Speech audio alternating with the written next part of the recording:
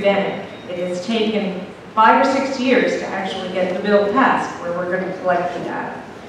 I also want to, Alfonso mentioned several things that our whole caucus has been working very hard for years to accomplish, and we're very proud that we were able, working with the governor, to get these things passed. I want to mention the issue that was raised in the question about incarcerated women.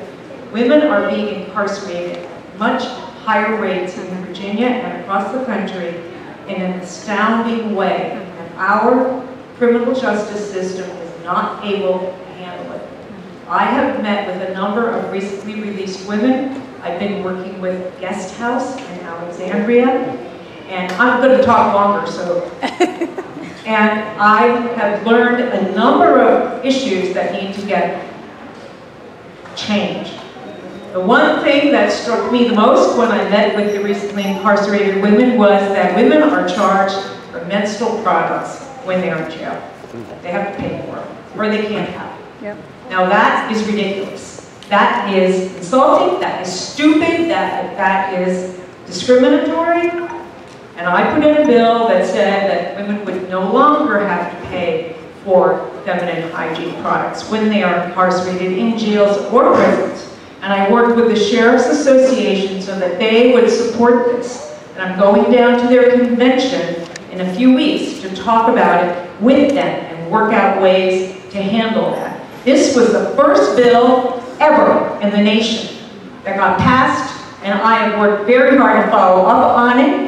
And there are many other issues with women in prison. They are not allowed family visitation as they should be.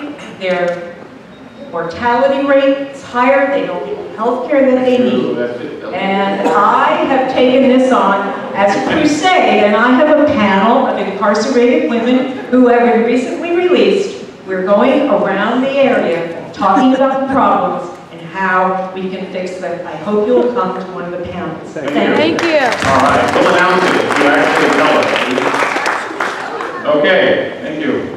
I'm going to go now to Andres, and then we'll go to JD. All right, I'm going to make sure to check on the time here, to make sure it's all right. But thank you very much for that question. Absolutely, what we need are plans like Steve Toscano's plan. We need to work with Delegate Alfonso Lopez. We need members coming together, folks in the community coming together, folks like you coming together, involving the police department, leaders in the community, to start listening to what's going on and how to fix this. Absolutely no cash bail. That is absolutely right, Steve. Alfonso, thank you for your work in Richmond for this, and I think that bringing communities together like this and events like this are only going to be a bigger voice for what's going on with these issues, and the only way we can stop it, work on it, and move forward is by bringing the community together. So thank you. Thank you. We'll go to JD next. Good evening again, everyone. I'm going to try to keep it short. So, lived experience as the president of the NAACP, and remember, the NAACP for many years, which is a nonpartisan organization. I will tell you, I've been on the front lines of what you're talking about, young lady. I've heard the stories. So, the bail, I'm there with you. I agree. But it's a little bit deeper than that. Racial profiling, I'm going to tell you, here in Virginia, still exists. Yep. And it runs rapid. So what's happening is, I saw a poll a few days ago where we still have about 58% of people of color, African Americans, locked up. How are they getting there? They're being profiled. That's a hardcore fact. Many of them are. Okay? And we need to do a better job at training our law enforcement officials. Implicit bias training needs to be mandated. Each law enforcement officer in the Commonwealth needs to be required to have that training, I believe, before they serve their job, as they do their job. Because we have too many just running around locking up people for just about anything, and they're ending up in the system. Our people, we need to do better than that. The last thing is the $1,500 threshold. I'm there with that. And other than that, like I said, I've been with NAACP, I've seen these issues, I hear them week in and week out, month and month, and we still got more to do. And I hope that being there as a delegate, I'll be able to help some of our legislators make some things happen. Thank you. All right. So we're actually getting close to our prayer time, and what I'm going to do is I'm going to let Iqbal ask a quick question to our supervisors, and then we're going to break for prayer and come back. Hi, and welcome everyone. To build thriving and sustainable communities, I think everyone needs to be on the table. And as from my experience as an educator and urban planner, I see that there is a huge gap in leadership and entrepreneurial training. What would you do to address this issue? So we'll start with supervisors and take school board members for that, and then we'll break for prayer. I'll start with Penny. Wow. Thank you, Iqbal. Iqbal was on my 7 Corners Task Force a few years ago, so there's some leadership and entrepreneurial training right there. When we have things like the 7 Corners Task Force, when we have organizations like, quite frankly, BC7RC, the revitalization group that is in this particular area, it needs more entrepreneurs on it. Right now it's mostly residential. But we need more small business owners. We need more folks who want to be small business owners to go out there and be able to recruit to make sure that the Bailey 7 Corners area thrives. That's a really good way to do it. I want to thank Iqbal for her service on the 7 Corners Task Force. One of these days, 7 Corners is going to change. We have the plan, we have the impetus, we need the private investment. And again, that comes from entrepreneurship, that comes from making sure that people are recognize the wonderful opportunities that we have here in the Bailey 7 Corners area in Mason District. Thank you. Thank you.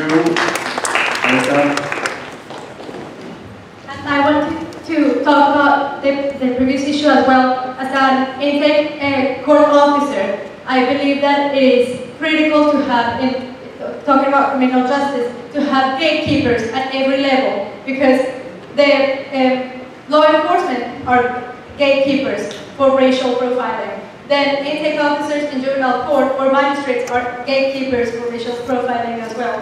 And then the judges. So it is important to think about every layer and every level in the criminal justice system. As that I am a gatekeeper, and I am a very proud gatekeeper. I keep, once kids have come to my office, I do diversion programs with them, and I believe that diversion is something that we really need to invest and continue advancing in Fairfax County. Now, with the issue of leadership, it's very important to think about the careers and jobs of the future and how we are represented in the careers of the future. Girls, in particular, need to learn how to code. And that's one of the programs that I would like to spearhead, because we have a disparity in the number of girls who go to math classes or that follow coding classes, and boys are doing it at a much higher rate than girls, and that's where the jobs of the future are. So I believe these are all the gatekeepers. Basically, it's not. All right, let's let her continue. We're not going to interrupt from the audience. Okay, we'll get to it. okay, that's what I was talking about regarding leadership. Thank you. Thank you. All right, so let's please not interrupt the candidates from the audience. Alicia. So Alicia is going to be the last person to speak, and then we're going to break for our prayers. And as politicians, you know, sometimes you do things that are unpopular, you get slaughtered for it. I'm delaying prayer. So we're going to break it at 9:30 for the prayers, and then we'll come back afterwards. But please, Alicia. Thank you. I'm so glad you asked this question, because this is what I actually teach at Georgetown Law School. I run a community economic development center there, where I have 2 staff attorneys and 12 law students, and we represent small businesses, entrepreneurs, social enterprises, and nonprofits. And I teach our students how to represent these entrepreneurs. Now, our entrepreneurs aren't just any entrepreneurs. They are low-income entrepreneurs. They're returning citizens. They are survivors of domestic violence.